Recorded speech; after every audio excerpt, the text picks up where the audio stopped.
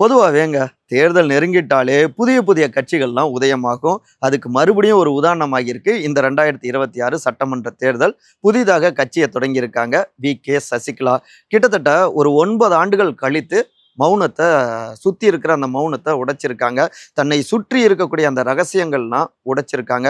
இன்னும் சொல்லப்போனா சசிகலாவுடைய வாக்குமூலம் அப்படின்னும் வர்ணிக்கிறாங்க. அதே நேரத்துல சசிகலாவுடைய டீமோ அந்த இரட்டையர்களை தோற்கடிப்பது தான் உண்மையிலேயே இரட்டை இலைக்கு செய்யக்கூடிய நன்மையா இருக்கும். அதுதான் இரட்டை இலைக்கு செய்யக்கூடிய நன்றி கடனா இருக்கும் அப்படின்லாம் தெரிவிக்கிறாங்க. யாருங்க அந்த இரட்டையர்கள்? என்ன நடந்துட்டு இருக்கு? இவங்க என்ன திட்டத்தோடு பயணிக்கிறாங்க? ஒர்க் அவுட் ஆகுமா? இவை எல்லாவற்றையுமே எடப்பாடி அவங்களுடைய டீம் எப்படி பார்க்குறாங்க? நிறைய விஷயங்கள் இருக்கு. இன்றைய இளங்கோவன் எக்ஸ்பிரஸில் விரிவாக அலசலாம். உங்கள் சகோ சே த இளங்கோவன். நிகழ்ச்சிக்கு போகலாம்.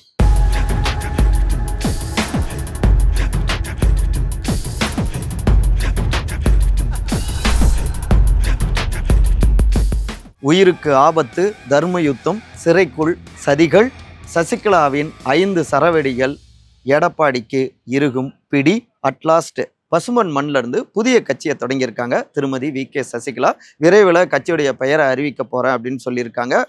மேபி அடுத்த வாரத்தில் அவங்களுடைய கட்சி பெயரை அறிவிக்கலாம். இப்போதைக்கு கட்சியுடைய கொடியை மட்டும் அவங்க அறிமுகம் செஞ்சிருக்காங்க.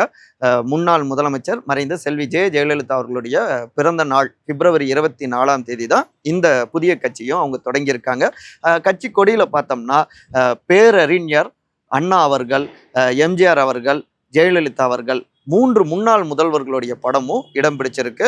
அதே போல கருப்பு, சிவப்பு, வெள்ளை அப்படின்னு அந்த ஏடிஎம்கே உடைய கட்சி கொடியை கொஞ்சம் லைட்டா அப்படி மாத்தி ஜெராக்ஸ் எடுத்த மாதிரி கட்சி கொடியும் உருவாக்கியிருக்காங்க. அதே நேரத்துல ஒரு சிறு நினைவூட்டல். கடந்த February 11 February 24 சசிகலா அவங்க புதிய கட்சியை தொடங்க போறாங்க. மதுரை மண்ணு சவுத்துல இருந்து இந்த பார்ட்டியை தொடங்க போறாங்க அப்படின்னு விரிவான இந்த பின்னணிகளை நம்ம ஒரு 2 வாரத்துக்கு முன்னாடியே நம்முடைய உங்கள் சகோ சேத்தா இளங்கோவன் சேனல்ல பதிவு செஞ்சிருக்கோம். ஒரு சிறு நினைவூட்டலுங்க. சரி, இந்த மீட்டிங்ல கமுதியில நடந்துச்சு. மாலை நேரத்துல மாஸ் காட்டிட்டாங்க எங்களுடைய அம்மா அப்படின்னு அவங்களுடைய ஆதரவாளர்கள்லாம் தெரிவிச்சிருக்காங்க. ஒரு நீண்ட நெடிய உரைங்க. அதுல சுருக்கமா ஒரு 5 விஷயங்களை மட்டும் பார்ப்போம். முதலாவதாக முன்னாள் முதலமைச்சர் செல்வி ஜெயலலிதா அவர்களுடைய மரணம்ங்க. அவங்க அப்போலோல மருத்துவமனையில சேர்க்கப்பட்டிருந்தாங்க. கிட்டத்தட்ட 72 நாட்கள் நினைக்கிறேன் சிகிச்சை. அதுக்கப்புறம் தான் அவங்க மரணம் அடைஞ்சாங்க. இதை ஒட்டி இப்போ வரை திருமதி வி.கே. சசிகலாவை சுற்றி பல விமர்சனங்கள் இன்னமும் முன்வைக்கப்பட்டு கொண்டிருக்கு. அதை ஓப்பன் டாக்கு வெளிப்படுற மாதிரி நான் அவங்கள என் மேல கொலைப்பழியை சுமத்துனாங்க, நான் அப்படி பண்ணுவேன்னா அவங்க எங்களுடைய அக்காங்க, அவங்களுக்காக நான் ஆயுள் முழுக்க கிட்டத்தட்ட 30 ஆண்டுகளுக்கு மேலே அவங்க கூடவே பயணிச்சிருக்கேன் அப்படின்னு என்ன நடந்தது அப்படிங்கிறத மனம் விட்டு ஓப்பனாக பேசியிருக்காங்க. இரண்டாவதாக முன்னாள் முதலமைச்சரான திரு ஓ.பன்னீர்செல்வம். குறிப்பாக தர்ம யுத்தம் அவர் தொடங்கினது யாரோ சொல்கிற பேச்சை கேட்டு அப்படி தொடங்கிட்டாரு, இன்னைக்கு அதை புரிஞ்சிருப்பாரு அப்படிங்கிற ரீதியில் அவர் குறித்தும் பேசியிருக்காங்க. அதுக்கு அடுத்து அதாவது தர்ம யுத்தத்தால் தான் இவ்வளோ சிக்கல்கள் அப்படிங்கிறத சொல்லாமல் சொல்லியிருக்காங்க. மூன்றாவதாக அதாவது பேரறிஞர் அண்ணா அவர்கள், அவருக்கு எம்ஜிஆர் அவர்கள் உறுதுணையா இருந்தாரு, அதனால தான் இதயக்கனி அப்படின்லாம் அழைக்கப்பட்டாரு அண்ணாவால. அதுக்கடுத்து முன்னாள் முதலமைச்சர் மறைந்த திரு கலைஞர் கருணாநிதி, அவருக்கும் எம்ஜிஆர் அவர்கள் சப்போர்ட்டிவா இருந்தாரு சிஎம் ஆக. அதன் தொடர்ச்சியாக அதிமுக தனியா வந்தது. அப்புறம் ஜெயலலிதா அம்மா எம்ஜிஆர் அவங்களுக்கு சப்போர்ட்டா இருந்தாங்க. அப்புறம் எம்ஜிஆர் அவருடைய மறைவுக்கு பிறகு ஜெயலலிதா அவங்க குறிப்பா எம்ஜிஆர் மறைவின் போது அவங்க தள்ளிவிடப்பட்டாங்க, அவமரியாதை செலுத்தப்பட்டாங்க அந்த நினைவிடத்திலேயே. அந்த நேரத்துல அவங்கள சிஎம் ஆக்குவோம், மறுபடியும் நம்ம மீண்டு வரணும் அப்படின்னு சபதமே போட்டோம். அதுக்கப்புறம் சட்டமன்றத்துக்கும் போனாங்க. கிட்டத்தட்ட 15 ஆண்டுகளுக்கு மேல ஆட்சியும் புரிஞ்சாங்க செல்வி ஜெயலலிதா அப்படின்னு இந்த விஷயங்களை பகிர்ந்திருக்காங்க. அதாவது ஒருத்தர் பவருக்கு முதலமைச்சருங்கிற அந்த பவருக்கு வரதுக்கு பின்னாடி இன்னொரு பவர் சென்டர் உதவி செஞ்சுக்கிட்டே இருக்கு, நம்பிக்கையை பெற்று விசுவாசத்தோடு. அப்படியான ஒரு பவர் சென்டராக வி.கே. சசிகலாவும் விசுவாசியாக, உண்மையான விசுவாசியாகவும் நான் இருந்தேன் அப்படிங்கிறதையும் இதுல பதிவு செய்யறாங்க. அட்லாஸ்ட் இந்த 30 ஆண்டுகள் ஒரு முதலமைச்சரோட முக்கிய தலைவரோடு இருந்த அனுபவம் எனக்கு இங்க ஒரு புதிய கட்சி தொடங்கவும் சப்போர்ட்டா இருக்கும் அப்படின்னு விளக்கம் கொடுக்கிற மாதிரியும் இருந்தது. 4வதாக அவர் குறித்து அவரை நான் எப்படி சிஎம் ஆக்குனேன் அப்படின்னு பேர் சொல்லல, யாரை சொல்றாங்கன்னு புரிஞ்சிருக்க முடியும். அதிமுகவுடைய பொதுச் செயலாளர் திரு எடப்பாடி பழனிசாமி தான். அவர் வந்து அம்மா நீங்களே கையெழுத்து வாங்கி கொடுங்க எம்எல்ஏக்கள்கிட்ட எல்லாம் கேட்டாரு. அதனாலதான் கையெழுத்து வாங்கி சத்தியம்லாம் வாங்கிட்டு ஒவ்வொருத்தர்கிட்டையும் உறுதிமொழி எடுத்துக்கிட்டு இவரை நாங்க சிஎம் ஆக்கணும். ஆனா எத்தனை துரோகங்கள் ஒரு காகித போல தூக்கி வீசிட்டாங்க எங்களை அப்படின்னு வெடிச்சிருக்காங்க வி.கே. சசிகலா. அதோடு மட்டும் இல்லாம சென்னை சிறைக்கு மாற்றலாகி வாங்க நாங்க சப்போர்ட் பண்றோம்லாம் சொல்லிட்டு இருந்தாங்க. அப்ப எனக்கு அது பெருசா தெரியல. ஆனா இப்ப நான் பெங்களூரு சிறையில இருந்ததே நல்ல விஷயம் அப்படின்னு தோணுது. இங்க வந்திருந்தேன்னா நான் உயிரோட இருந்திருப்பனோ இல்லையோ அப்படின்னு தன்னுடைய உயிருக்குமே ஆபத்து இருந்தது, குறிவைக்கப்பட்டது அப்படின்னும் அவங்க வெளிப்படையா பேசியிருக்காங்க. அவ்வளோ சதிகள் நடந்திருக்கு, எல்லாவற்றையும் பொறுத்துக்கிட்டோம். ஆனா இன்னைக்கு ஒரு புதிய கட்சி தொடங்க வேண்டிய தேவை ஏற்பட்டிருக்கு அப்படின்னு கிட்டத்தட்ட 9 ஆண்டுகள் மௌனத்தை தன்னை சுற்றி பேசப்பட்டிருந்த அதாவது இருந்த அந்த ரகசியங்களை உடைச்சிருக்காங்க திருமதி வி.கே. சசிகலாங்க. அட்டாக் எடப்பாடி டார்கெட் டிடிவி சசிகலாவின் பசும்பொன் ஸ்கெட்ச் 10 தை பிறந்தால் வழி பிறக்கும் அப்படின்னு சொல்லுவாங்க. புதிய கட்சியை ஜனவரி மாசமே தொடங்கிடலாம் அப்படின்னு தான் இருந்தோம். ஆனா அப்ப இருந்த சில சூழலுக்காக கொஞ்சம் பொறுமை காத்தோம். இதுக்கு மேலேயும் வெயிட் பண்ணக்கூடாது அப்படின்னு தான் ஜெயலலிதா அம்மாவுடைய பிறந்த நாளின் போது பிப்ரவரி 24ஆம் தேதி தொடங்கிட்டோம் அப்படிங்கிறாங்க திருமதி வி.கே. சசிகலாவுடைய அதிதீவிரமான ஆதரவாளர்கள். இரண்டாவது முதல் நாளே பிப்ரவரி 23ஆம் தேதியே இங்க சென்னை மெரினாவுக்கு போய் 3 முன்னாள் முதலமைச்சர்களுடைய நினைவிடத்துக்கும் போய் சில நேரம் மௌனமாக அங்க இருந்துட்டு சபதம் போட்டுட்டு தான் இந்த கட்சியே தொடங்கினாங்க அப்படின்னு எக்ஸ்ட்ராவாக சில விஷயங்களையும் பதிவு செய்கிறாங்க. அதே அவங்களுடைய ஆதரவாளர்கள் தாங்க புதிய பயணம் வெற்றி பெறணும் அப்படின்னு அங்கே ஆசீர்வாதங்களை பெற்றுக்கொண்டார்கள். அதாவது பேரறிஞர் அண்ணா, எம்ஜிஆர், செல்வி ஜெயலலிதா 3 பேருடைய நினைவிடத்தில் அப்படிங்கிறாங்க. மூன்றாவதாக ஒரு 40லிருந்து 50 தொகுதிகளில் போட்டி போடணும் அப்படின்னு அந்த 50 தொகுதிகளுடைய லிஸ்ட்டையும் எடுத்திருக்காங்க. அதில் மிக பெரும்பான்மையான தொகுதிகள் அப்படின்னு பார்த்தோம்னா தென் மாவட்டங்கள்லையும் அப்புறம் மத்திய மாவட்டங்கள் கொஞ்சம் டெல்டா மாவட்டங்கள்லையும் அந்த 50 தொகுதிகளுடைய பட்டியல் இருக்குங்க. இப்போ உதாரணமாக யார் யாரெல்லாம் வேட்பாளர்கள் அப்படின்னா வேட்பாளர்கள் தேர்வும் ஒரு பக்கம் ஓடிக்கொண்டே இருக்கு சத்தம் இல்லாமல். அதில் சிலரை குறிப்பிடுறாங்க. திரு ரத்ன சபாபதி, திரு நரசிம்மன், திரு ஆனந்தன் உள்ளிட்ட பலருக்கு இதில் வாய்ப்பு இருக்கு, அவங்களுடைய அதிதீவிரமான ஆதரவாளர்கள் அப்படின்லாம் தெரிவிக்கிறாங்க. இந்த முறை தேர்தலில் வைட்டமின் பாவும் வாரி இறைக்கப்படும். அது பெரும்பாலும் அங்க போயஸ்ல இருந்தும் இங்க வந்து விநியோகிக்கப்படும் அப்படின்னும் நம்பிக்கையும் கொடுக்கப்பட்டிருக்குங்க. டஃப் ஃபைட்டா இருக்கணும் அப்படிங்கிறது தான் சசிகலாவுடைய ஒற்றை அஜெண்டாங்க. சரி, எந்தெந்த தொகுதிகளை குறி வச்சிருக்காங்க அப்படின்னா தங்களுக்கு தோதாக பாசிட்டிவா இருக்கக்கூடிய தொகுதிகளை பட்டியல் எடுத்திருக்காங்க. உதாரணமா சொல்லணும் அப்படின்னா உசிலம்பட்டி, பரமக்குடி, சிவகங்கை, தென்காசி, ராஜபாளையம், மன்னார்குடி, இப்படி டெல்டா சவுத் மாவட்டங்கள்ல அதிகமான தொகுதிகள் இருக்கு. சரிங்க, இங்க என்னங்க பெரிய தாக்கத்தை ஏற்படுத்திடுவீங்க அப்படின்னா அதுதான் அடுத்த பாயிண்டா சொல்றாங்க. எங்களுடைய முதல் அட்டாக் அப்படிங்கிறது எடப்பாடி அவரை தோற்கடிக்கணும். 2வது டார்கெட் அப்படிங்கிறது டிடிவி தினகரனை மண்ணை கவ செய்யணும் அப்படிங்கிறாங்க சசிகலாவுடைய ஆதரவாளர்கள். ஏங்க 2 பேரை அப்படின்னா 2 பேருமே எங்களுக்கு துரோகம் செஞ்சிருக்காங்க. ஒருங்கிணைந்த அதிமுக அப்படிங்கிறதுக்காக தான் நாங்கள் பொறுமை காத்தோம். 2021 அதான் தேர்தல் களத்துக்குலாம் வராமல் இருந்தோம். ஆனா அந்த ஒருங்கிணைந்த அதிமுகவை அவங்க உருவாக்க தவறிட்டாங்க. 2 பேருமே சுயநலத்தோடு செயல்பட்டாங்க. அதனாலதான் இந்த தேர்தலை நாங்க பாடம் புகட்டணும் அப்படின்னு நினைக்கிறோம் அப்படின்னு வி.கே.எஸ் உடைய ஆதரவாளர்கள் தெரிவிக்கிறாங்க. ஏன்னா தொடர் தோல்வி ஏற்பட்டா மட்டும்தான் அதிமுக அந்த இரட்டை இலையை கூட எதிர்காலத்துல காப்பாற்ற முடியும். இல்லைன்னா கொஞ்சம் கொஞ்சமாக அதிமுகவை இல்லாமாக்கிடுவாங்க இந்த டீமே.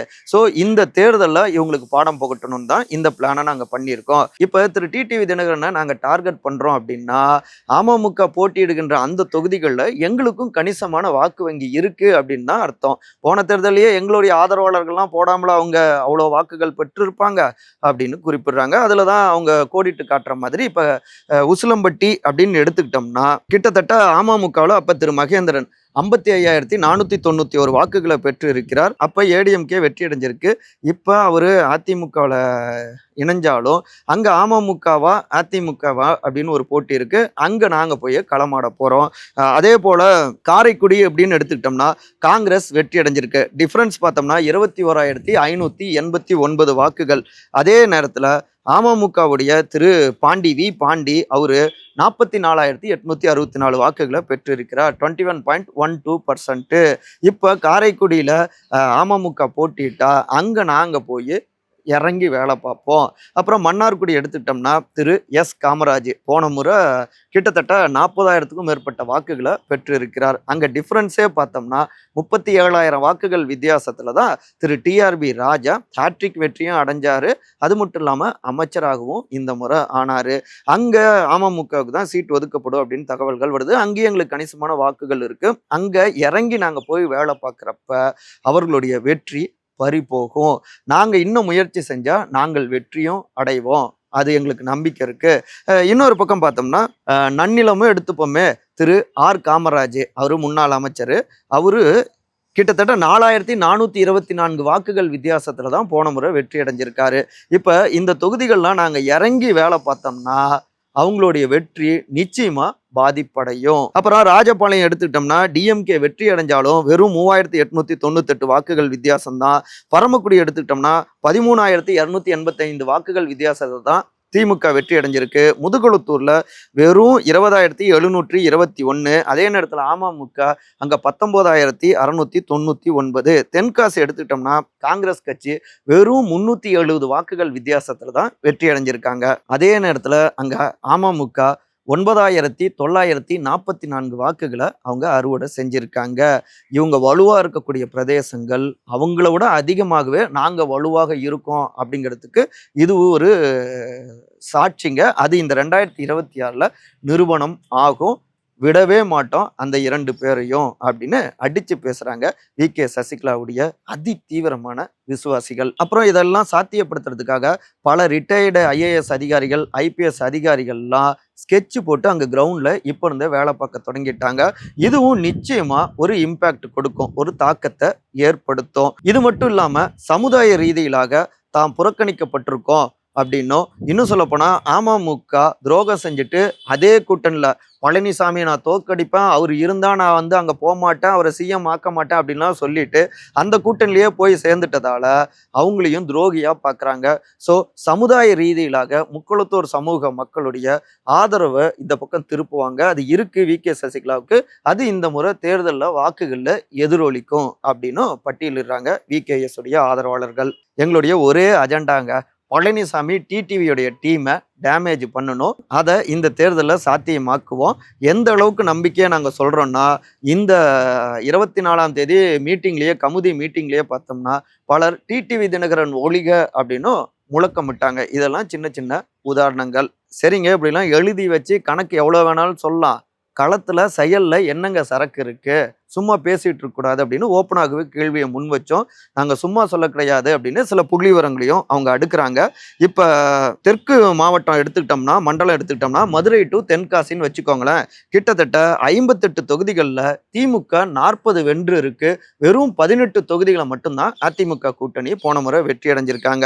அடுத்து மத்திய மண்டலம்னு எடுத்துக்கிட்டோம்னா திருச்சி டு நாகப்பட்டினம்னு எடுத்துக்கிட்டா மொத்தம் 41 தொகுதிகளில் 37 தொகுதிகளை திமுக கூட்டணி வெற்றி அடைஞ்சிருக்காங்க. வெறும் 4 தொகுதியை மட்டும்தான் அதிமுக வெற்றி அடைஞ்சிருக்கு. அதுலேயும் நூலிலையில தான் சில வெற்றியை அவங்க பெற்று இருக்காங்க.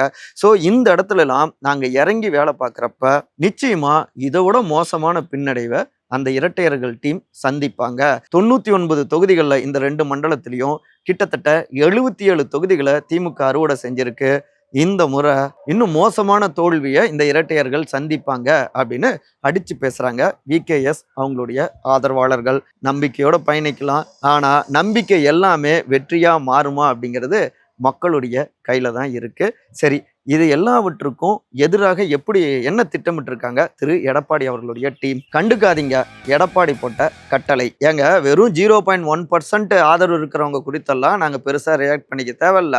அதிமுக பாஜக கூட்டணி, அமமுக கூட்டணி வலுவா இருக்கு. 99% எங்களுக்கு சப்போர்ட்டா இருக்காங்க.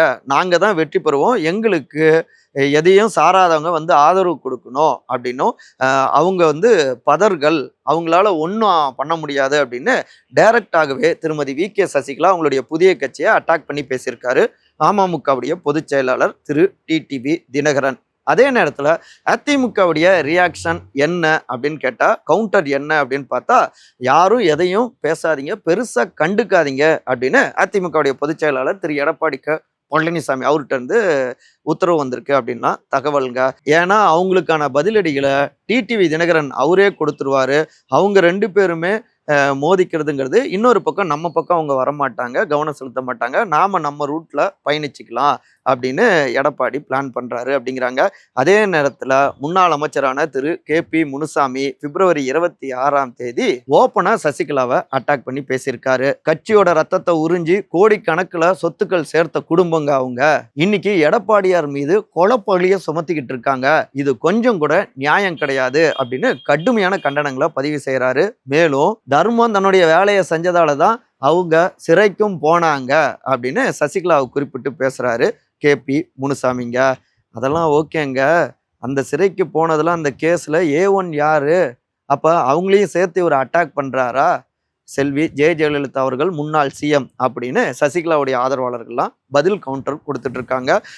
இருந்தாலும் எடப்பாடி அவரை பொறுத்த வரைக்கும் 10,000 நாங்கள் ஆட்சிக்கு வந்தால் ஒவ்வொரு குடும்பத்துக்கும் கொடுப்போம் அப்படின்னு அந்த வாக்குறுதியை கொடுத்துருக்காரு. அதை நோக்கி அவர் பயணிச்சிட்டு இருக்காரு.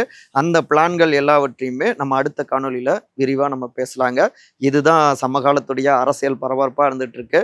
பொதுவாக நாம் சிஎம் ஆகணும் அப்படின்னு சிலர் அரசியல் கட்சியை தொடங்குவாங்க. ஆனால் VK சசிகலா அவங்க சிஎம் ஆகிடக்கூடாது அப்படின்னு இந்த பயணத்தை தொடங்கியிருக்காங்க. இந்த இடத்துல பாடம் புகட்டினாதான் உண்மையான அதிமுக தொண்டர்களுக்கு செய்யக்கூடிய நன்றி கடனா இருக்கும் அப்படின்னு விளக்கெல்லாம் கொடுத்துட்டு இருக்காங்க. பார்ப்போம் இன்னும் என்னென்ன பரபரப்பெல்லாம் நடக்க போகுதுன்னு. மற்றபடி இதே போன்ற அரசியல் சார்ந்த காணொலிகளுக்கான நம்ம சேனலை உங்கள் சகோ சேத்தாளகோனை சப்ஸ்கிரைப் பண்ணுங்க. மறக்காம கருத்துரை பகுதியில் கருத்துக்களை பதிவு செய்யுங்க. அனைவரும் அன்பால் ஒருங்கிணைந்திருப்போம். நன்றி, வணக்கம்.